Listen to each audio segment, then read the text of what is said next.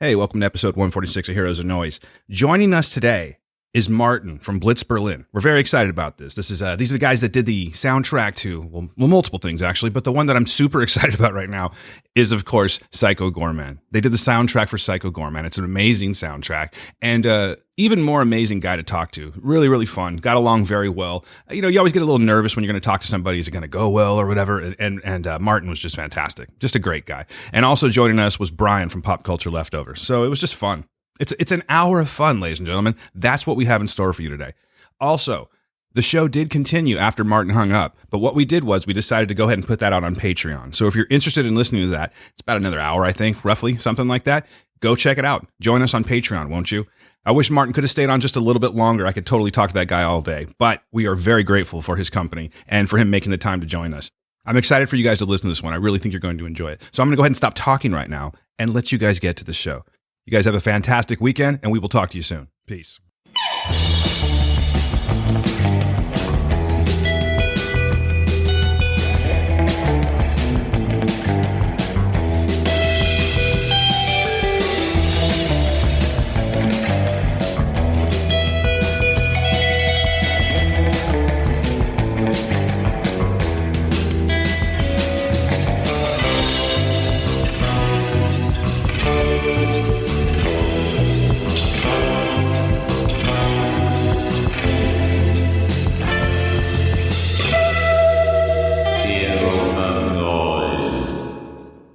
Hey, welcome to Heroes of Noise. This is episode 146, and this is Dan. With me, as always, is Steve, and we also have Brian from Pop Culture Leftovers with us.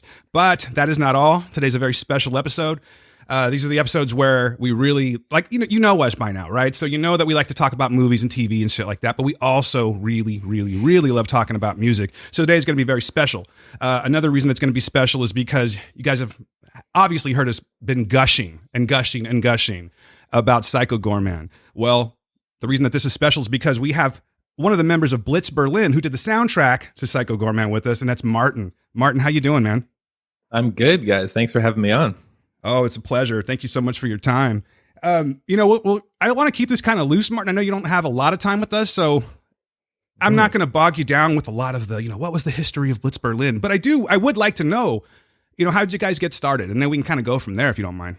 Sure, yeah, no problem. I mean, the Coles Notes version is myself and Dean and Tristan, the three of us, which make up Blitz Berlin.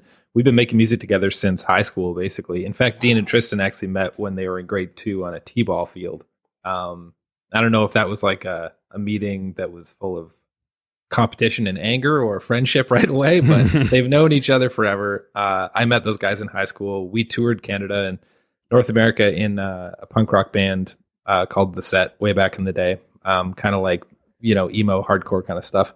Nice. And, played every bar you've never heard of, and had a blast doing it. And basically over time, made different music, taught ourselves how to record stuff. And when we moved to Toronto back in 2011, we started kind of experimenting with making instrumental music and making like less, straight ahead punk stuff. And right around that time, a director named Colin Minahan, who had done a few of our music videos, he got his first little bit of money to make a science fiction movie and didn't like whoever he'd been paired with by his producers. So I got like a panicked call from Colin at like 1 a.m. being like, "You guys score my fucking movie." Sorry, am I allowed to swear on this? Absolutely. Okay, good. What sweet. The fuck, Dan? What kind of guest? I know. I didn't even fucking tell him. I should have fucking told him. I'm sorry. Oh, this fucking show, guys. So, but yeah, Colin calls me in the middle of the night. He's like, "I need you to score my fucking movie," and I was like, "No problem, man." And then hung up, and like literally the three of us like Google searched for the rest of the night, like how to score movie. Oh shit! It's like day one stuff right here. Oh my god, we'd never done anything like it. We recorded our own music, and we have a musical background, so maybe not totally starting from scratch, but even things like how do you like load a movie file into Logic, and how do you like sync time codes? Like they were the most, I'm sure what you'd learn day one if we actually ever went to school for this, but we didn't. So, school of hard knocks. But we scored that movie. We figured it out somehow. And then throughout that process, we made an instrumental record at the time too, which got in the hands of a music supervisor in Los Angeles named Marcy. And she deals predominantly with movie trailers and had this whole strange idea. She heard something in our instrumental album that tipped her off that we'd be capable of doing something like this, but she wanted to reimagine a Kanye West song for the movie The Girl on the Train. You guys remember that movie with Emily Blunt and stuff? Yeah. So yeah, she basically had this idea where it was like, it's got to be like orchestral, but it's got to be Kanye, but it's got to be opera, but it's got to be this and this and this. And she's very creative in that way in putting pieces together. And for some reason, we were lucky enough that she was excited about our sound and put us in the mix. And that was kind of our first like major trailer thing. So within a few years there, we kind of got our first movie and our first trailer, and that kind of started our careers as they currently are as Blitz Berlin, which is like making music for film and TV. The song that you're talking about was Surfboard Fire, right? Yeah, that's right. That was like our the name of kind of our track in there, and then the actual Kanye one. It's one of those unfortunate like corners of the business where it'll never really see the light of day outside of the trailer because of licensing issues and all that. But I bet you can hear our version minus Kanye, and it's called Surfboard Fire. Yeah. Wow, that is now I'm wondering, when you first got that call, how nervous were you? Like, this is your shot.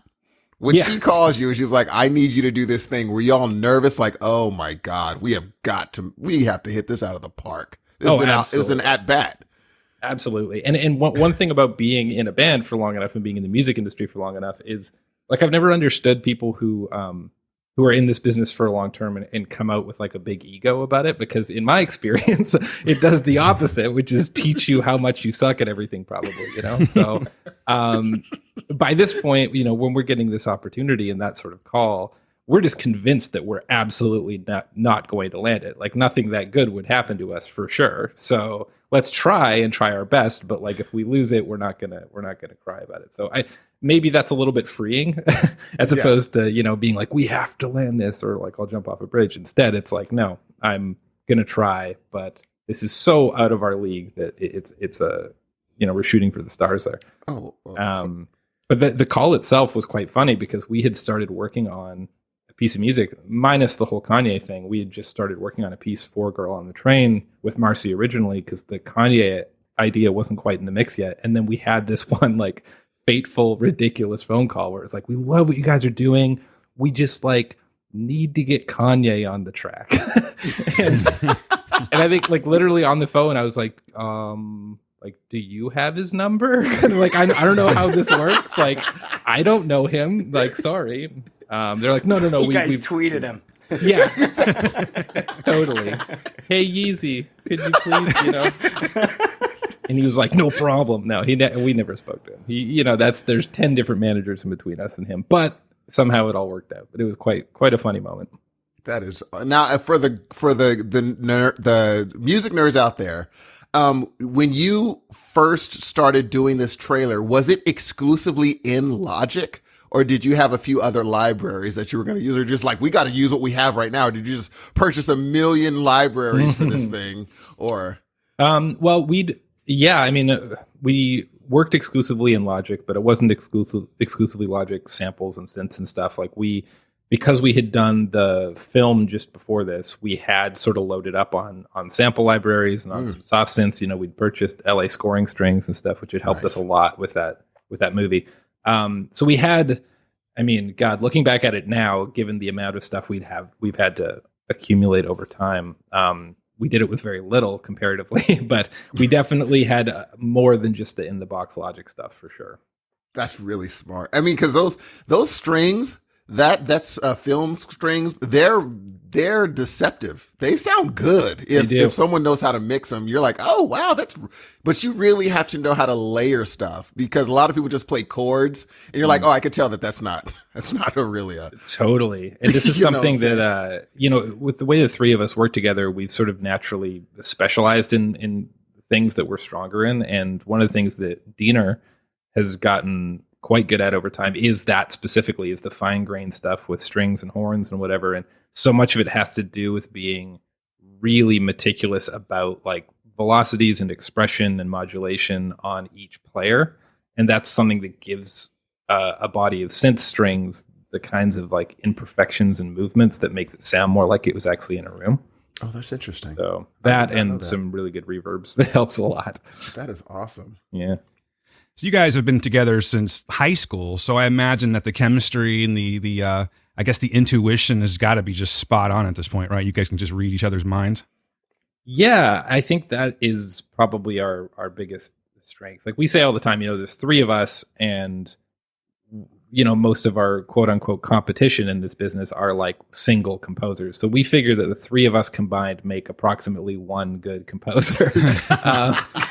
And we basically, I think that there's something about our dynamic as friends as well. Cause we not just coworkers in this business or anything, like we all get along quite well and hang out all the time. You guys have been through it. Games together. We've been through it, man. We lived, more or less out of a van for a long time, Wow, and, dude. So as a result, not just with music, but with virtually any problem we tackle, we kind of have this natural way of splitting up the work a little bit. Like Sure. even getting into the States the first time as Canadians, we had to go through the process of getting our visas.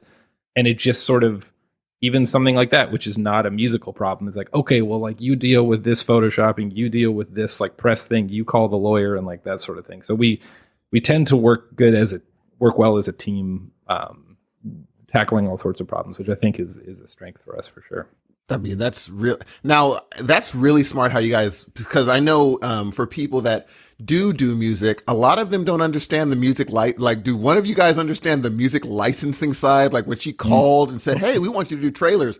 Were you already, you're like, I already know music licensing and ASCAP or BMI and all that stuff? Or did you have, one of you had to figure it out and say, we know it backwards and forwards now? Yeah, I mean, both. Like we had a bit of a background in that from playing in a band for so long and being in and out of various record deals. And I worked with the record label for a little while, like on the label side. So we had a bit of a vocabulary in that world, but still, honestly, to this day, we'll get requests for things and we'll have to like use the like call a friend option and be like, what the fuck does this mean? What are they asking me? Am I going to get sued? Is this, and the business is, I think, so in depth. That's why there's people who are, very well paid and very experienced, whose job it is just to know the ins and outs of these things. So we definitely have a network we rely on for questions of that sort. It's really smart.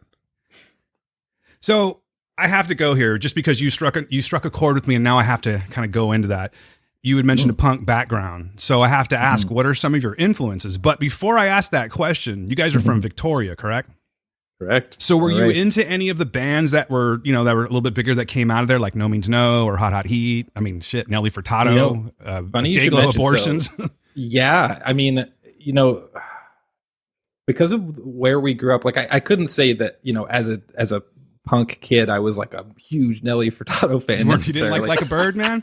Yeah, I mean, Like a Bird rips. Like that song slaps. Don't get me wrong, but actually, Victoria is a small enough town. You mentioned those names. I'm like, well, actually, I worked at the Long and McQuaid, which is a music store in Victoria. I worked with one of the guys from Dayglows for a minute. Oh, nice. Nelly Furtado graduated from my high school, and one of my first shows ever prior to the set, I played with another band in like junior high. We were in grade 9, and one of our first shows ever was actually opening for the Hot Hot Heat. So there's fucking cool, man. It's a small enough town, like you can't. Every person from Victoria has those three stories, and those aren't fully unique unto me, But actually, it's funny that just brought back a memory, except we played in this community center called Burnside, and it was like a gym, attached to a school, basically. That's where we opened for Hot Hot Heat. And I remember it was before they'd put out their first like really like hit record, Bandages, right? And all that stuff on there. Yeah. Which is like, honestly, songwriting school as far as I'm concerned. Like it's such a well-written album. So I love that album so much. Really good. And I actually heard a track off it the other day and I was like, this honestly holds up. Like it's just, they're good songs, very talented guys. But when we played with them, I specifically remember we were trying to be really heavy, and whatever they were at that moment before they'd figured out their sound, I guess, they were so much heavier than us. It was like watching At the Drive-In or something. It was just screamy and thrashy, and we were just like, holy crap, what are we watching? And then they, put out that record and became famous and all that stuff, and it was quite a different sound. So I guess they were experimenting at the time when we played with them. Okay, now you say another thing I got to ask you about. At the Drive-In. So I assume you're a fan of At the Drive-In, Mars Volta. Good God, yeah. Oh, Jesus, man. You're talking my language right now. That's awesome. I don't want to hijack. I'm sorry. You start talking about music and dude, bands. I and love stuff. him. No, this is great. Yeah, man. I mean, I have had the pleasure of seeing the Mars Volta. I've never seen At the Drive-In, but I've had the pleasure of seeing Mars Volta a number of times. Oh, and amazing. Out of all the freaking bands that I've seen, and I've seen a lot of bands, Martin, those guys, bar none, may put on like one of the finest live shows I've ever seen. I mean, they're just so immensely talented. I am so jealous. I've never seen Volta live. I saw At the Drive-In on their like reunion tour they did a little while ago, which was good, but and totally good, musically awesome and whatever. But you know, it's not quite the same as having seen them like right before they broke up and One Arm Scissor was a hit or something like that. Would be the time. And I wish there's like certain concerts you wish you could go back in time and just be at, and for sure At the Drive-In before they melted down, and early Volta, like right when Deloused came out, I would kill to be in that room. Oh, I mean, you're speaking my language again. I mean, I honestly think that is some of the finest musicianship that I've heard on an album. The drums on that album are insane. Just fucking insane. Oh, what the hell's that guy's name? John Philip Theodore, I believe. John Theodore, right? Yeah, he plays for Queens of the Stone Age now. I think he's one of the best living drummers in my book, and I think he even he's done so much session work for so many different amazing bands. But I actually saw an interview a little while ago with Omar because they booted him at one point, like after I think Francis the Mute. They kicked him out of the band because of some scheduling issue or something. But Omar from the Mars Volta recently said that like his greatest regret was kicking John Theodore out of the band. I'm like, yeah, dude. Yeah, I bet. Why would you ever let that guy go? Just insane. I mean, I remember the first time I heard Deloused, and just the opening just went dun, dun, dun, dun, dun. I'm like, oh shit, what are we getting ourselves into here? And it just continues just to kill the entire time. I got to see that tour. It was their first tour for that album in this little tiny venue, and just blew my mind. The place was like packed. I came out soaked. Yeah. Anyway, I'm sorry, I'm hijacking the conversation. This is what people want to hear. This is dope. Amazing. Who else are you into, man? Oh, I mean, all sorts of people. We listen to everything nowadays. In terms of growing up, especially like the sort of punk influences. I mean, the moments that I can remember having my mind blown the most would have been the first time I heard Tool, the first time I heard Nine Inch Nails. Are we the same music fan? Right? I think so, man. Did we just become best friends? Yep. Did we just? Let's go do karate in the garage. You mean?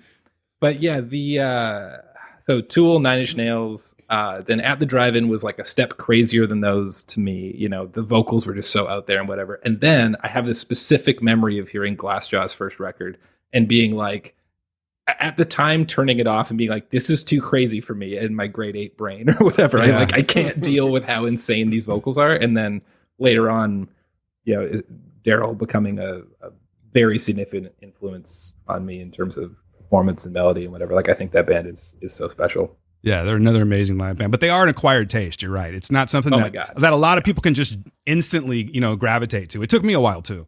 I literally don't think I've ever showed them like to a girl and had them be like, cool. Like never. They're always like, oh, yeah. That's cool. That's when you put your shit on. You don't tell them that it's yours. You put your shit on and you just charm them. You know what I mean? Get them all. Yeah, totally. Isn't this less screamy than that thing where he just kept screaming the word bitch again and again and again in that song? Yeah. That's. But I feel like I've always been drawn to music that definitely pushes the envelope in that way. And growing up, I mean, God, you should have heard my junior high school band. And by saying that, that's an figure of speech. You should definitely not hear my junior high school band. But out of the pure interest that all we really listened to at that time that we thought were the best bands to be were like the Dillinger Escape Plan and Candiria. And we were really trying to be like so mathy, and like if a part was in 4/4 we had failed. Like it had to be like 15/8 and only one bar of that, and then immediately but I think that being drawn to those kind of, I don't know, bands that had something that was a little uncomfortable or a little extreme or whatever, honestly is probably what set us up later on for making the choices we did musically, and why our sort of instincts lend themselves to stuff that's a little less to do with formula, which is how I think of a lot of cinematic music. Not that there isn't formulas to it, but it's certainly not the 3-minute pop song at all. It's especially with genre film. There's an element of it that like you really just have to be accomplishing the emotion. So if you're freaking people out in this part where they're supposed to be freaked out, then you've done your job, and however you get there is sort of up to you. So in my mind, those bands laid the groundwork for that kind of thinking. Jesus Christ, man, Candiria. And tell you what, I'm gonna have to have you come back for a whole different show, and we can just like gush on bands all day. Is that something we can do? Anytime, man. Anytime. I try to talk to people about this stuff, and I get glazed over looks. So like 100%. I mean, you're talking anytime. about fucking Candiria, dude. Carly Coma, come on. Yeah, but I mean, try talking to like your average like coffee shop person about Candiria, man. It doesn't work. Like, it's like, what the fuck are you talking about? You're insane. Yeah. So. But what an here's your ice mocha latte. Could you go sit over there? Yeah. Oh man, this latte reminds me of this song by this band Candiria, and it's like, sir, please leave. You know. That's the best. So, like, what else are you into, man? I mean, like, you know, obviously you have to be in film if you're doing film scores. Was that something that you guys, you know, being in the studios and touring, did you guys spend a lot of time watching movies and kind of getting into that whole thing where it's like, you know, well, I guess what I'm wondering is when outside of this opportunity that you guys had, where it was your, you know, you kind of had to figure everything out on your own, when did it kind of hit where it's like, you know what, guys, maybe we should just be doing this? I mean, I know you guys have a, you know, your other album out and everything. But I'm curious about like when did it hit? Like, you know, we should probably just be doing scores, man. This seems like it's going to be our bread and butter. Yeah, I mean, a bit of that was definitely sort of like falling ass backwards into those opportunities in some ways, and you know, taking a minute to realize that our careers had changed, whether or not we intended them to or not. And but definitely growing up and the kinds of movies that I would watch, you know, I. Such a John Carpenter fan growing up, and not even like the cool kind of John Carpenter fan. It's like, man, like the old, like I was like really into Big Trouble in Little China and Escape from LA. That's and a like, great, but yes, thank you, and fantastic. I think so too. You know, I'm. Oh my God, Big Trouble's like one of my favorites. And then, what's the Roddy Piper movie? Oh, They Live. Them, right? They live. Dude, that fight scene in the middle of that movie. Dude, him and Keith David go to town on each other for like 20 minutes. For like 20 minutes, and then just kind of become friends by the end of it. And like nothing is really like... you know what I honestly figure? I don't know if this has any backup historically or not, but I bet you when Roddy Piper was agreeing to do that movie, he had in his contract a certain amount of fighting that had to happen or something. Because I'm like, why else would you make that call? We've got to have 3 suplexes in this scene. Absolutely. I have to do my signature moves. Here's the list of them, you know. But yeah, you know, I grew up loving John Carpenter. I actually have there's a formative moment in my mind, and it's when I had freaking strep throat in like grade 9 and was super sick and home, and my dad went and rented a bunch of I guess it would have been VHSs, maybe DVDs, I don't know, movies from this local shop called Crazy Mike's that had all like, you know, everything more underground stuff, whatever. But he brought home Escape from LA and Blade Runner, which I'd never seen at that point. And Total Recall, I think, was the other one. Like the Verhoeven. Yes. Yeah, my dad has excellent taste in movies. That's fantastic. And though, you know, watching those multiple times while sick on a couch on, you know, Tylenol 3 was just like mind expanding. How did you feel the first time you saw Quato come out of dude's stomach? Oh my God. So my brother and I, like, we, you know, had our parents' video camera, whatever, around the house. And so we would try to like make our own movies naturally. And most of them would be trying to recreate scenes from this stuff. So I don't know if we ever tried Total Recall. We definitely tried Escape from LA. But yeah, I mean, the like, Quaid, get to the reactor, you know, like iconic. You don't want your parents stuff to get a hold of the VHS where you recorded the 3-nippled lady. You know? Yeah. Yeah, that was. Son, we're gonna have to have a talk here. Controversial tape. Yeah, that has to remain secret. That one. But yeah, you know, growing up on those films and having those around, I always loved them, but I never really made the connection between my passion for music and then that being like a job that I could ever have. And it really took until, you know, it started happening. Even then we sort of felt like pretenders or something, because in my mind it was like, well, if you're a film composer, you're a guy who was like raised on classical piano, you like went to school for it, and you like write out your sheet music by hand like John Williams, and you know how to conduct an orchestra, and like that's the job, and I'm just not that guy. So when it started, the opportunity started to come to us, and I started to put two and two together and realize, oh, actually, that's not how every film score is created. There's like room for other voices, and I have ideas that I think are interesting in this world. It felt like unlocking something or like connecting dots that had been there that had not ever just been connected. So I think there's a lot of vocabulary I have from being such a fan of those movies for so long, but it wasn't until much later in life that I really considered like that such a resource. That is awesome. And I'm wondering, which movie did you get that when you guys looked at each other and said, oh, I think this is a thing. I think we're actually going to be doing, because it takes, at first you're like, oh, I'm an imposter. Yes. But which movie, when you got the email, did you look at each other and say, oh, wait, this might be what we do now?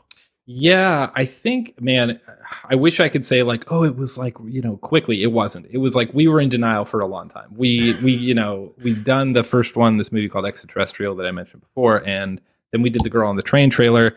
But they both sort of felt like these flukes that happened in a vacuum that were cool, but we didn't have any network or like an agent in that world or any way of connecting with anybody else or making anything more. I think it was probably when we got the call from some higher up at Universal Studios at the time that they wanted the guys who did The Girl on the Train to do this new campaign for the 50 Shades movies, one of those. Come on. And oh, yeah. then it was like, oh, shit,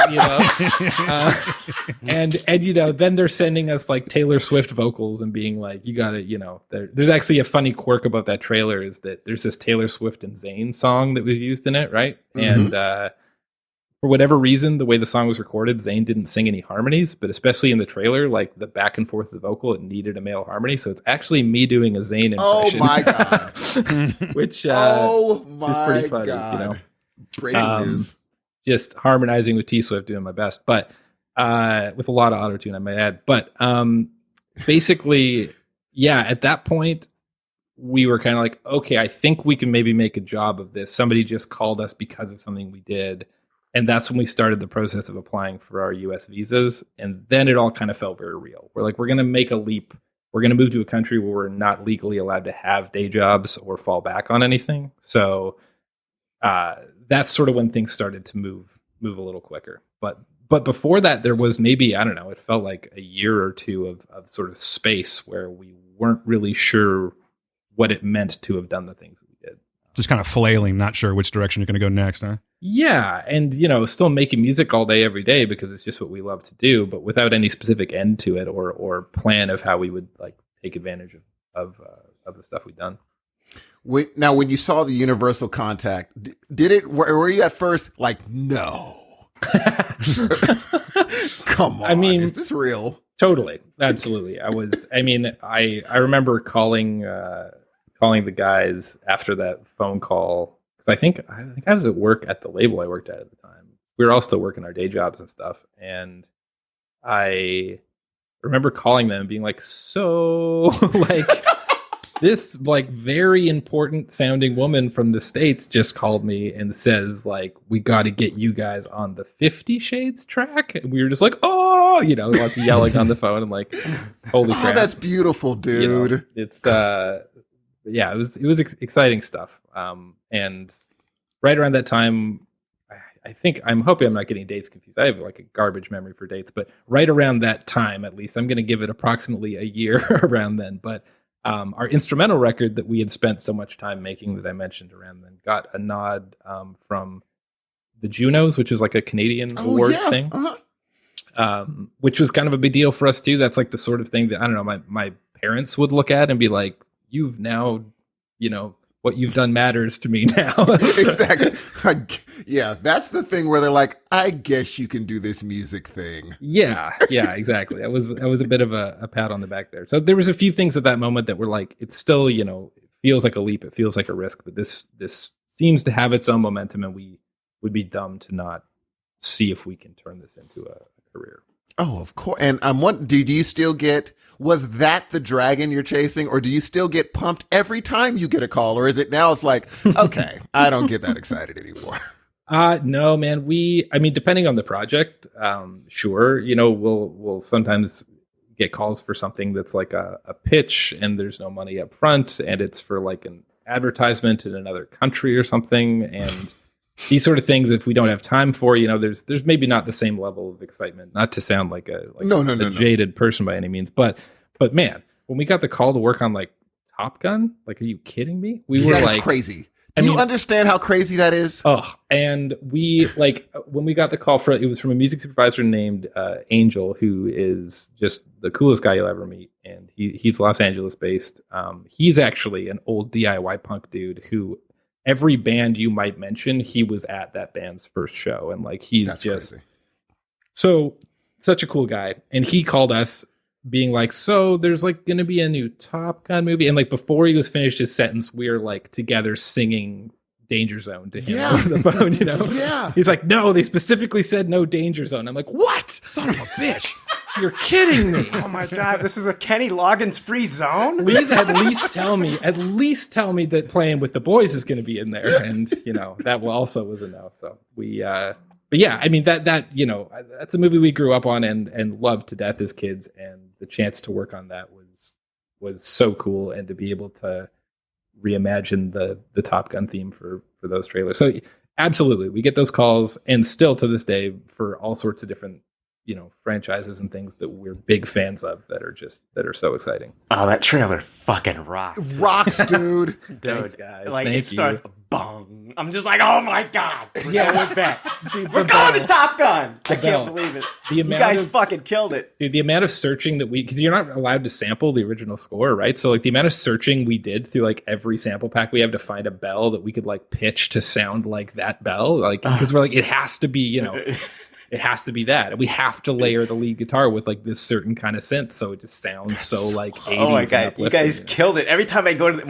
when theaters were like in full operation, every time I saw that trailer in the theater, I got chills. Oh, man. dude. Amazing. I love it. Thank you. Literally chill. It was just, great. I mean, when I saw that trailer, like I grabbed my girl's leg. She was like, what is your deal?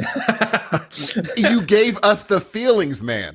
Oh man, that's amazing. I love that because I mean that's how I feel about that movie. So maybe that's why it comes across, is because I certainly far from phoned in. That was an incredible amount of work and back and forth over many months. And, I think Miles Teller is going to be playing Goose's son. He is. Oh my God. That's right. That's right. So- Miles Teller is Goose's son. They're bringing back Maverick to like teach the young kids some stuff. Yeah, I mean, they don't give us any more info. Iceman's coming back too. Yeah, I heard that. Although Yeah. I don't think he's been shown yet. I don't think there's been any footage yet. I don't think so either. And that's sad because he's got some bad health issues going on, but it's awesome that he's going to be in the movie. So He does. I wonder what direction they'll go with that. Like, is he going to be kind of like really like jaded and like has betrayed the army or something? Like, he plays such a good villain nowadays and stuff. Like, maybe I wonder they're gonna, if it's going to be like a thing where like Tom Cruise is like he's lost himself again, because that seems to happen. Totally. And he's got to talk to like the Iceman, and the Iceman's the least likely to give him like the pep talk. Okay, here's what happened. So nobody's seen Iceman in 30 years. And then on like a skirmish, Tom Cruise's jet gets shot down and he parachutes and he lands somewhere in the Himalayas. And he's about to freeze to death when a hand reaches out, and it's Iceman who's been living. He's living with the Himalayan monks. Yes, and he's found true peace after this time, and he, Batman Begins style, nurses Tom Cruise back to health and teaches him new skills to defeat That's the bell, movie dude. that I want to see right there. Dude, I just heard the bell when you said that. Man, that's the movie I want to see. And I imagine you're going to be on the red carpet, sir. I imagine. I don't think so. They don't. Trailer guys are very far down that totem pole, unfortunately. I mean, I guess I could probably call somebody and maybe get to like go to a screening somewhere. But the other thing is with COVID, it's like, what screening? Like, That's where am I true. going? Nope, you're totally right. Yeah. Here's why you guys are magicians to me. Absolute and total magicians. It's because we're seeing Top Gun, the trailer. Amazing. You guys are, I'm like, wow, magic. But then when I think of, they got a blank trailer. They just got a trailer with nothing. That's great. Like, if I was watching, I'd be like, oh snap, Top Gun trailer. And when I played it, I'd be like, I got to do something. What am I going to, it's blank. Man, I tell you, it's honestly it's one step worse than that, which is that we almost never get to see footage.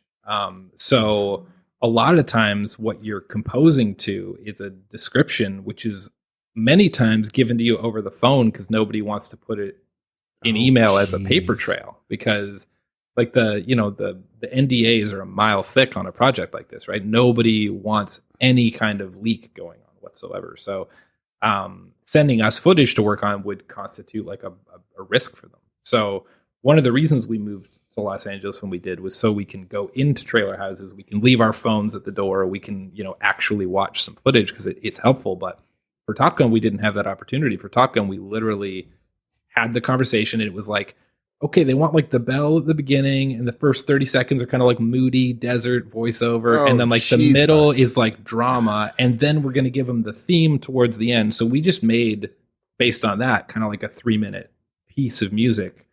And then, tons of revisions and everything later. But what they end up doing is ingesting that and then chopping it up and kind of putting it into the edit however they need. But yeah, I mean, when we work on films, we get to watch the film and score to it, which makes it a lot easier, to be honest, because at least there's a visual cue.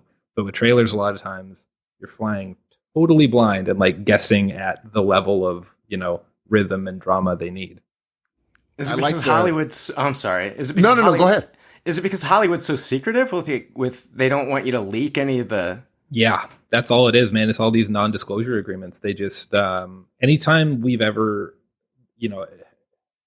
something's been close enough to finishing and we're not in the city, they'll send us, like a 30 pixel by 40 pixel heavily watermarked bounce of a thing, So Wow. like, even if you were to leak this, no one would know what it was. But hey, this is enough for you to be able to nail the timing in this one part that our editor's having trouble with. Or whatever. We don't want Blitz Berlin to like let everybody know that there's a Himalayan monk volleyball scene in this movie. Totally understandable. Yeah. I mean, this whole conversation is completely private, right? You're not releasing this. Yeah, I'll edit it. Just for us. Okay, good. Dude, yeah. you did music based on a description?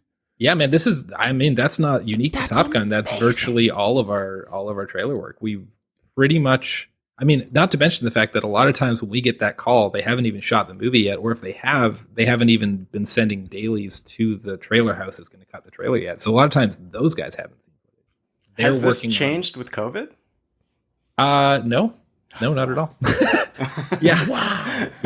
Yeah. I mean, That's incredible. It's The other thing too is that the way that the whole trailer world, which we've got a crash course in over the last few years, the way the whole trailer world works is it's almost like a secondary movie industry that exists, right? Where there's a ton of different trailer houses, which are basically mini movie studios that only cut advertisements, and they all compete for jobs. So on something the size of Top Gun, you might have 8 different trailer houses with different editors, different music supervisors, different ideas, all competing simultaneously for that job. And so in that case, if we're a composer working with one of them, there might be other composers working with that trailer house too. And then that times 8. So that gives you an idea of the kind of competition that's happening, but also the kind of risk those companies would see in just sending footage out to all those people. Right? I think you just pitched a reality show, man. Oh, Dude. Honestly. Trailers, like people making trailer music? Come on. Yeah. Man. I think you just pitched a reality show. They I'd are watch the high shit out of drama. They I are would high too. drama. And the people who run the show at the end of the day too make these decisions very much based on like a gut feeling. So this can either land you a job or totally ruin a job, depending on, we hear these stories about like, oh, this piece was in, and then like the exec was picking up his kid from school and she's in the back of the car and is like, I like this one. And he just totally changes his mind at that moment, Wow. So it's a very fickle and fast moving, crazy industry in that way. Which is maybe one of the reasons why, at least nowadays, we try not to overthink about any one of them, because if we do, inevitably it's going to be pretty disappointing because like the chances are so stacked, All right, one more music nerdy question. Logic records flat normally. It's fairly flat. It doesn't sound like the radio. How important in getting a job is the mixing and the mastering for the people that are like, I want to get into that? How important is it to make sure your mix is right, you've listened to it on the right speakers, and your master is right before you send it to someone? Can that lose you a job? Absolutely. 100% yes. Because it depends on who you're sending it to, right? Like if you're like a songwriter and a composer, and let's say that you're just like brainstorming with a director, or you're going to send these to a music producer or something, like there's a level of demoing that's kind of understood in those circles that are all kind of involved with music. But in the world of trailers or movies, by the time your track gets passed up a few levels, there's a very good chance that whoever's listening to it doesn't know anything about music or mixing and mastering. So they might hear something that even might be perfectly mixed, but it's just mastered too quiet. And it just, therefore, to them, is just like, oh, this just doesn't sound as good next to this other one, which is mastered louder. So all of those sort of things, in my experience, can really matter. In fact, I don't think this was Top Gun. It was another one. But there was one track when we were working really, really quickly on a few deadlines. And what we accidentally did was exported it with its master on and then mastered it. And so we double mastered a track by accident. And that was the one that they kept coming back to, being like, this just sounds like Big. It just sounds, and I'm like, to me, it sounds so distorted and unprofessional, but okay. Like, happy accidents. Yes, dude. So you can't, especially in the movie side of things, in my experience, you can't rely on the goodwill or the imagination of who might be hearing your stuff. So the bigger you can make it, the more impactful you can make it. Any trick you can think of to pull off to like grab somebody's ear is worth it. More cowbell. Always. Always. That's the number one rule. Start with a large, loud cowbell so they pay attention. 101. That is the best. Martin, I could talk to you all day. I can tell right now, but just to quickly, you guys have like strong trailer game. Just to name a few: The Girl in the Train, we talked about that. 50 Shades Darker, 50 Shades Free, Red Sparrow, Bad Times at the El Royale, The Girl in the Spider's Web, fucking Bird Box, and Velvet Buzzsaw. So that's amazing right there. But I wanted to talk about your original film scores because 2014 comes around. Extraterrestrial comes out, and you guys come out swinging with Leviathan. Great song, by the way. Is that you singing? Thank you. That's me. It's me. Look at this guy. Classic rock and roll vocalist thing. I love it, man. It's really, really good. I was actually listening. I have not seen Extraterrestrial actually, but I was doing a thorough study, and I was listening to everything that you guys have done. And my wife and I just kept coming back to Leviathan. We just love the way that one sounds. But not that anything else isn't fantastic, but that one really kind of grabbed us. I honestly think that's one that whether or not sonically it's this close or whatever, but Leviathan to me is very much a child of like listening to a lot of At the Drive-In. So maybe that's why you kind of gravitate towards it. Maybe so, yeah. But 2015, you got there's a couple of short stories that come out, Contingent Currency, and then I'm assuming this is where you meet Steven Kostanski for The Void.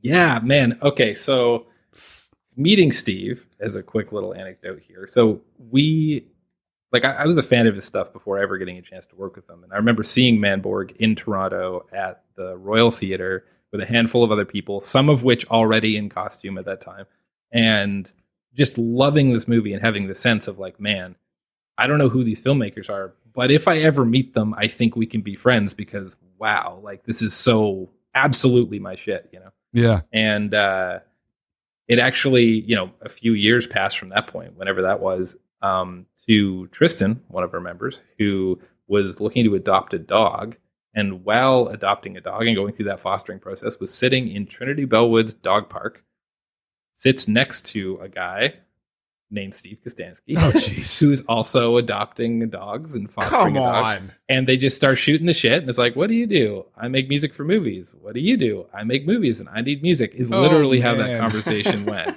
So Stop it. This shit was in the stars.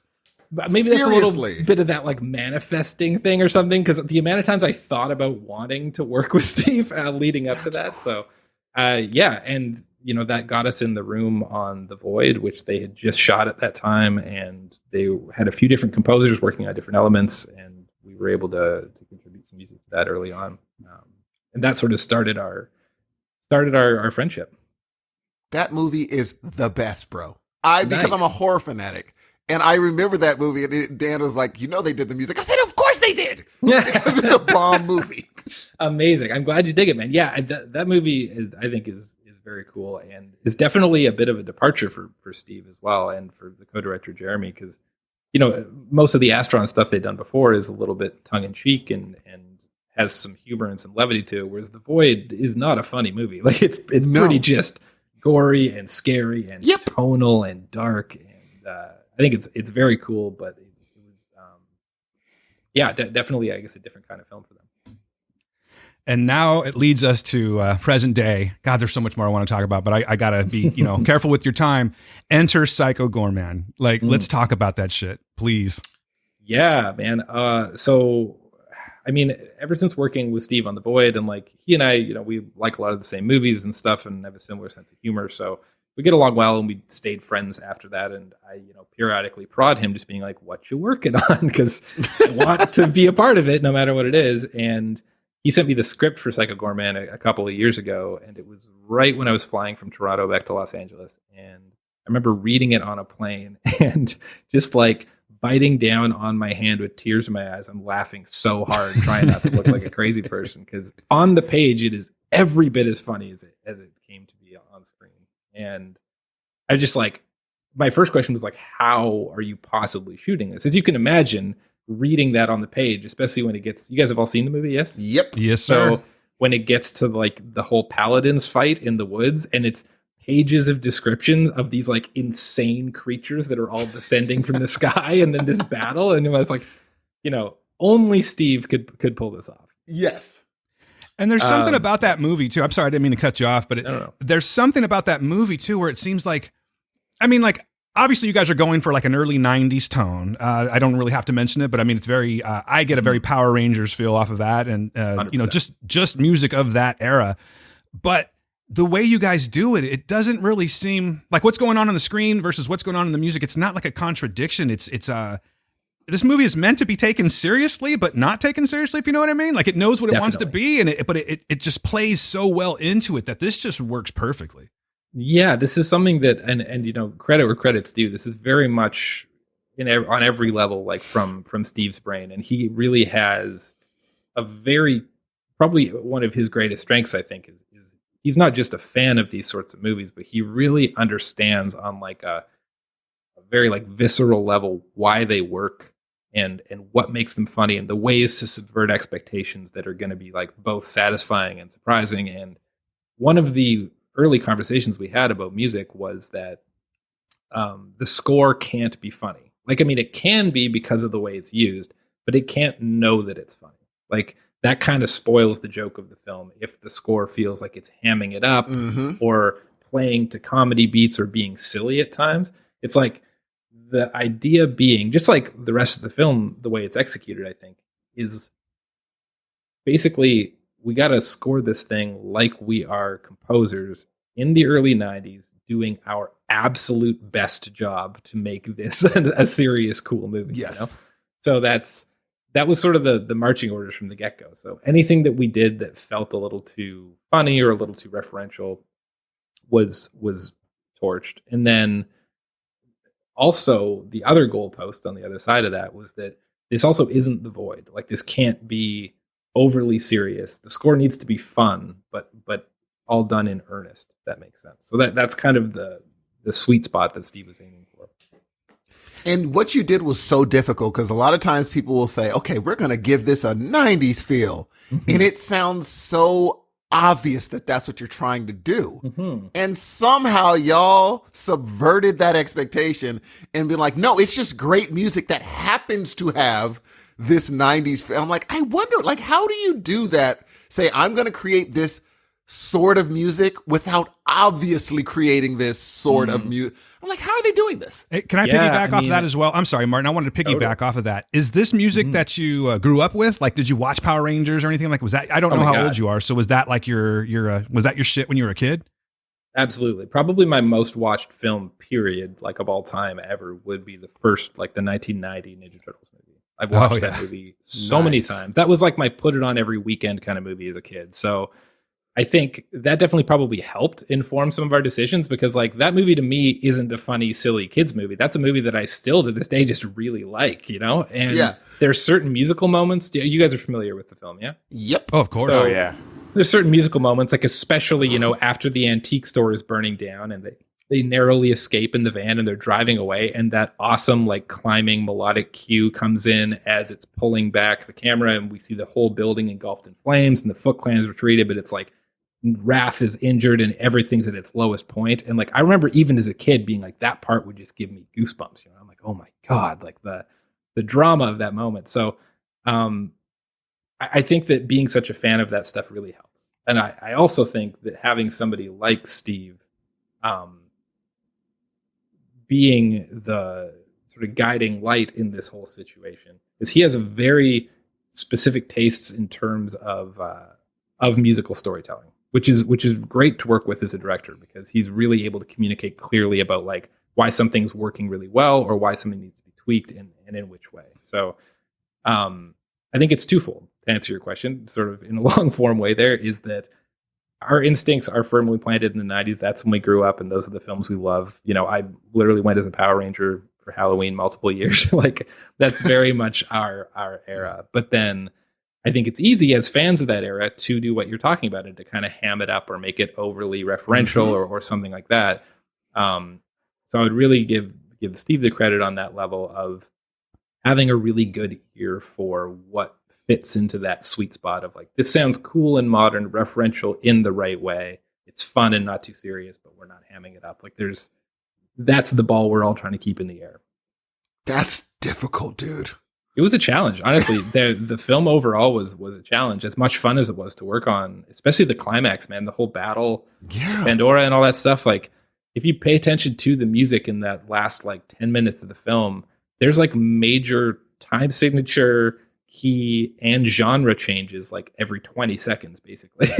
You know, it's really very dynamic, which I think gives the film some of its fun, though. Like I think it's my favorite movie of the year. I just want to throw it out there. Wow. Oh, yeah, me too. I know that's early to call. I know it's early. So far, it's my favorite. Okay. I love it. Amazing. All right, yeah, it absolutely is. I've bought the vinyl already from, what is it, waxworkrecords.com. I bought a They Live bust on there too. I love that site. But anyway, amazing. I bought the signed poster from the director. I'm gonna buy the figures. I'm kind of obsessed with this movie, to be quite honest with you. Amazing, man. Amazing. So I just want to throw out there that the music has a lot to do with that. And like when they're playing Crazy Ball, I kept thinking of like, this sounds like Power Rangers music. Oh, yeah. Oh, that is such a direct like love letter to Power Rangers. The Crazy Ball theme, absolutely. Yeah, and then like when they're in the backyard and stuff like that, I kept thinking of movies like The Gate, the way it looked, the way it sounded, and I love the movie. Very much. I'm glad to hear it, man. And honestly, that is also how I feel about the movie because from the time of reading the script and then seeing this thing come together, like I've been, trying to be a professional composer as well, but also just being such a fan of what Steve creates. Like every time I see a tidbit of this come together, I'm just like sitting there, like vibrating with excitement. It's a very exciting thing for us to be a part of. Yeah, I bought the Hunky Boys Blu-ray, and so I'm nice. Yeah, Brian's buying it all up. Well, I bought the Hunky Boys Blu-ray, and then I also bought the regular Blu-ray, and then there's a lady on Etsy that does Psycho Goreman greeting cards. Send me a link, dude. I've bought a couple already. I'll send you a link, and they're awesome. Please do. It's awesome. Yeah, that's so good, man. It sounds like you are single-handedly financing Steve's next film. It sounds like. That's amazing, and thank you for that's so cool, man. I'm glad that there's so many cool things coming out around this. Like the vinyl, I'm really happy with the way it looks. Oh, it's so sick. Did you have any design? Yeah. Did you have any like say in the design of that? Because that is a fucking awesome vinyl. I bought that myself. Awesome. We technically did have say in it if we had needed to, which we didn't really, because we did the deal with Waxwork. I had a great conversation with their team. They were excited about the film. We sent them some stills and stuff from the movie, and then they just sent us a first draft, and it pretty much looked like what it turned out to be. And we were just like, unanimously, myself and Steve and band and everything, we're just like, this is perfect. Like, no notes. Go ahead, guys. So, you really couldn't have gotten any better, man. It's just fantastic. Yeah, they're I think Vance Kelly, I think is the name of the artist, and we didn't contact directly with somebody that Waxwork hired, but I think he did a fantastic job.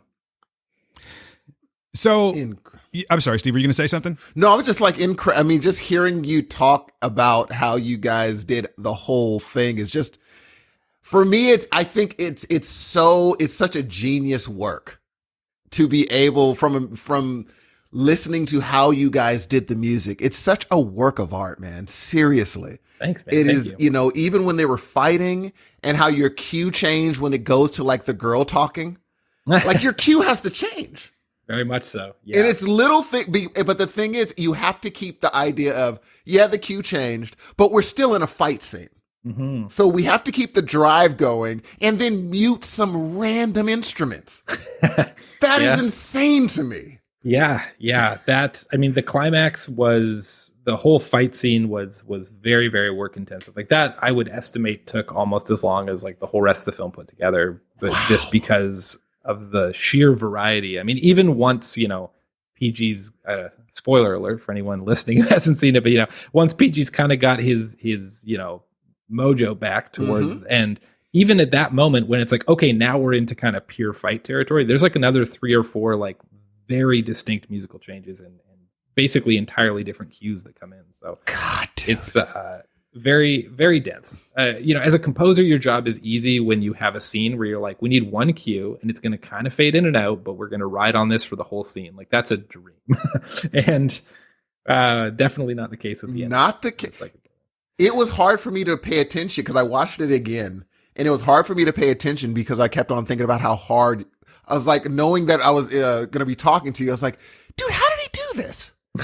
Yeah. Like, I didn't even understand where to start. Yeah. You guys did an incredible job. Even with the drums you used. If you use the wrong bass drum and the wrong snare, it's not 90s anymore. It's not 100%. Early.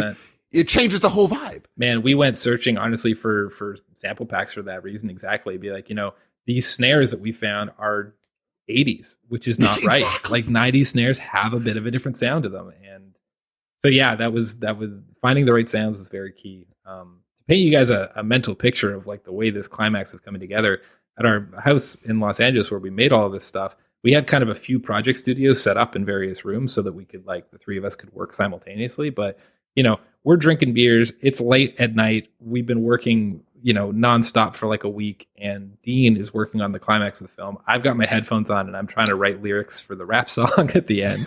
And hold on, that is the best. Listen, that is the best song, like, since for a theme of a movie since Ghostbusters, and I'm not even just saying that. Oh my god! Like, when dude is like PG for short, I'm like, dude, did they get Ice Cube on this track? What is going on? Believe it or not, the PG for short is my voice pitched down. No way! It is. Come on, PG for short, dude. I was listening to that in the car yesterday, and I just had like this big smile on my face. I was like, oh my god, it's you sound like Ice Cube, dude. Man, I'm gonna have trouble getting out of my studio because my head's not gonna fit through the door after this. You guys are just really pumping me up here. Well, allow me just to do a little bit more real quick. I don't want to take you away from that story, but I got to tell you, like, you know, you have your instrumentals on this track, but then you throw in these great like Frig Off and Two Hands, One Heart, which of course features Rhodey Walker from Protest the Fucking Hero. Hell like, yeah, it does. Come on, man. Like, you guys are just knocking it out of the park in all different directions, dude. This is a fantastic soundtrack. I'm not just blowing smoke up your ass. I love this movie. I love the soundtrack. You guys are killing it. Thanks, man. And yeah, for both of those, as a quick aside, for both of those features, like, we toured with Protest back when we played in a band, and so we knew Rhodey and the guys, and Danny Dean, who sings Frig Off, is the guy who I used to work with in Victoria, who's an incredible, like, classic rock vocalist as well. And I had demoed the vocals on both of those songs, but then seeing them in the mix, like, I don't know, I came up listening to, you know, Nine Inch Nails and Tool and stuff. My voice just sounds a little like, it doesn't sound like the right era, for sure. So that was like an Instagram message to Rhodey and a Facebook message to Danny at like the 11th hour, and they both one-taked those songs. Those are literally like no notes, sent them the instrumentals, they killed it first try, and we dropped it in. So, you know, kudos where kudos is due. Those guys are amazing. For sure. I hadn't actually heard of Danny Dean, but I was looking him up on YouTube, and the guy does like this amazing cover of Iron Maiden. He's just got that voice, dude.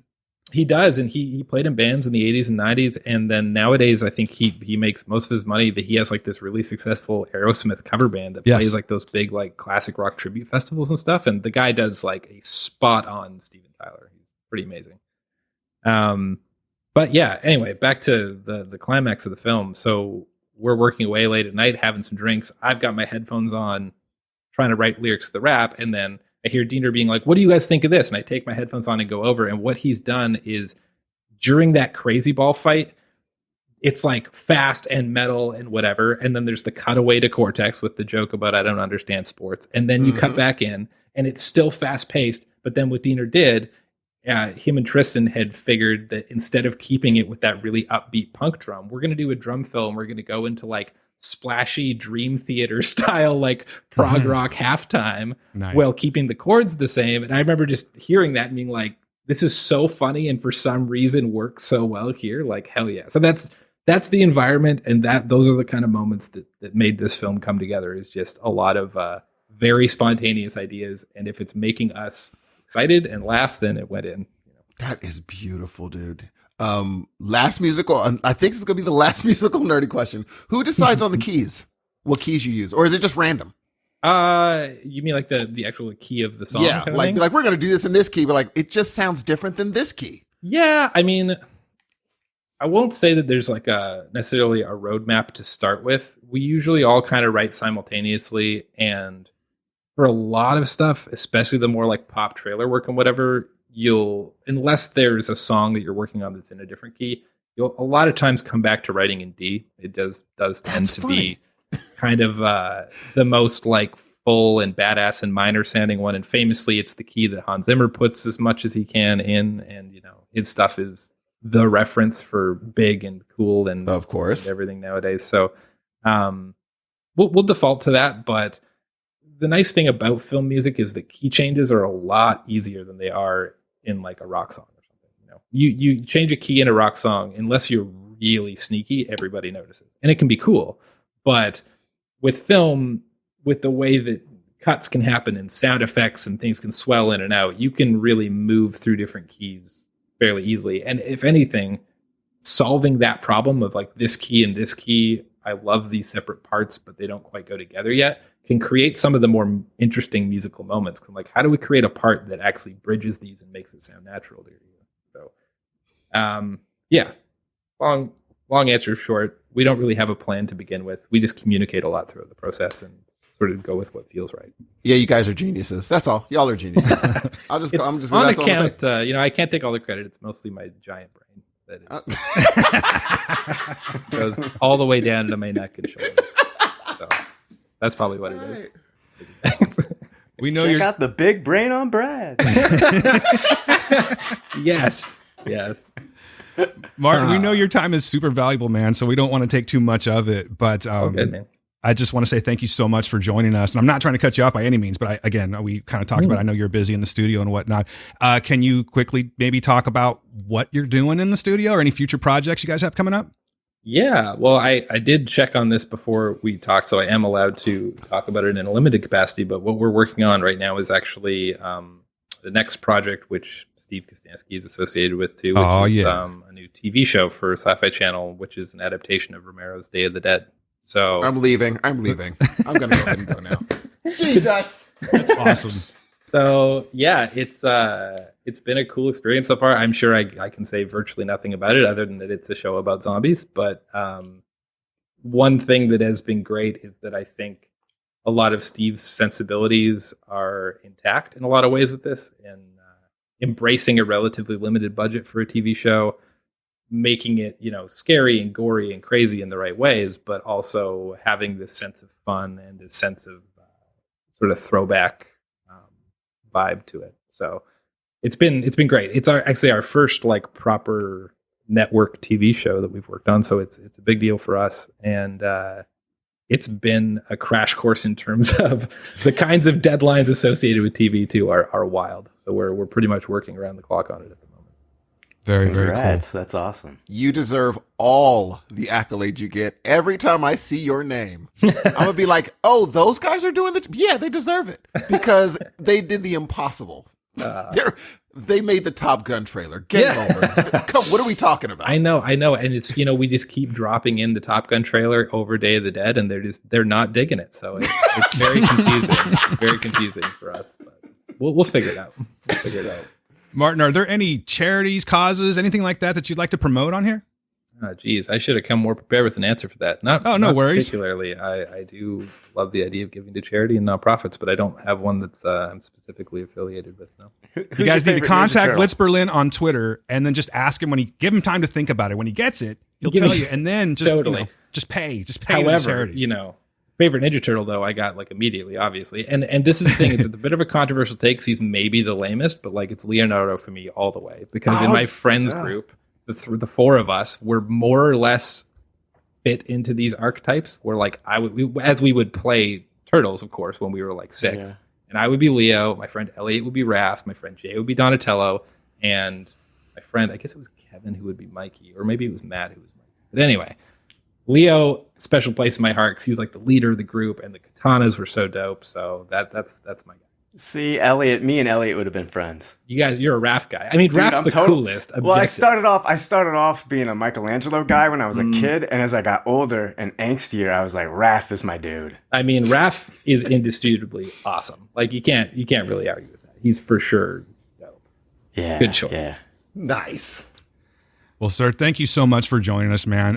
Please give Steve our regards. We're just super fans, and just let him know. We would love to have him on sometime. I've been trying to contact this guy. I'm not entirely sure where, and I'm not expecting you to do that, but please give him our regards. We're just so happy about this movie, and I hope there's a sequel coming, so you can please pass that on too. That'd be fucking awesome. Yeah, absolutely, man. I hope Dan's so too. been calling people through the phone book he's the Terminator trying to kill John Connor. Steve Kaczynski.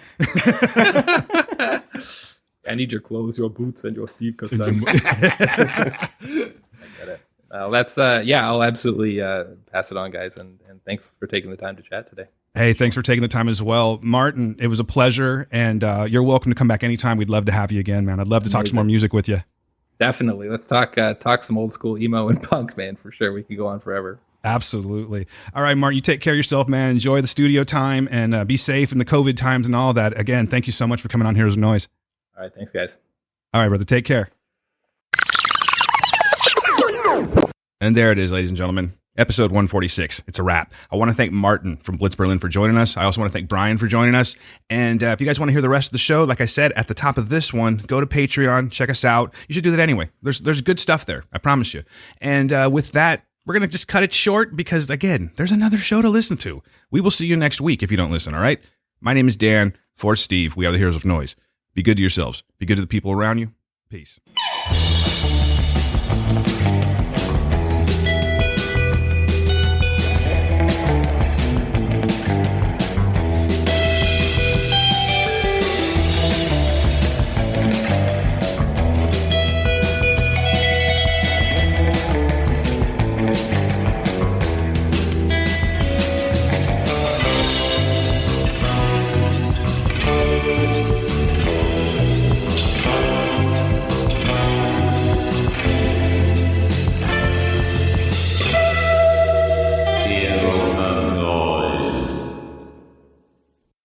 Stop talking, and then you hear the rest of the show.